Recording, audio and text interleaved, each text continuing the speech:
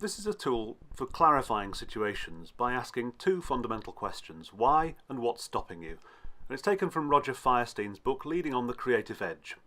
So what you do is you start off with a big piece of paper, the bigger the better, and right in the centre of the page you write down what is your mission, what is it you think you're trying to do, and then you start off by asking, why does this matter? Now your first response, you then ask, okay, well, why does that matter? And then you explore it again, why else does it matter? You keep asking these why questions about your first response to that question. Keep going right the way until you feel like you've exhausted it.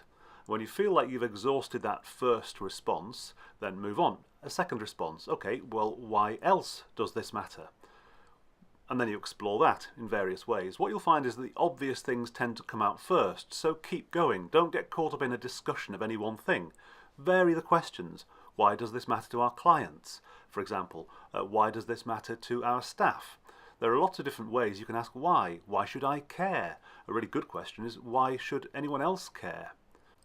It's important to go for a variety of different responses rather than finding one and discussing it in detail. You can come back to the details later. Now you move to the bottom half of the page and ask the question, what's stopping you? This could be an obstacle like time or money. These are very common. But you can't leave that obstacle as a dead end, otherwise there's nowhere to go. You either agree or disagree. What you do instead is you turn it into an open-ended question. How might we? So with money, how might we find the budget for this? How might we find people who are doing this already we can share with? How might we make this a priority?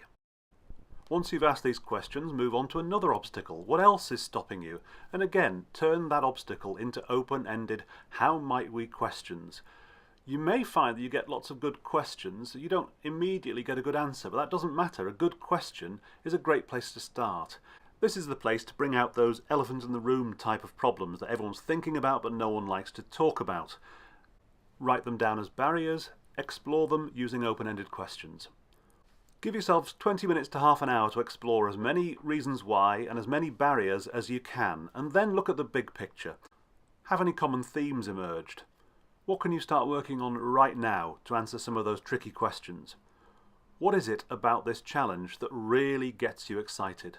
You need to find this and bring it to the heart of your creative process.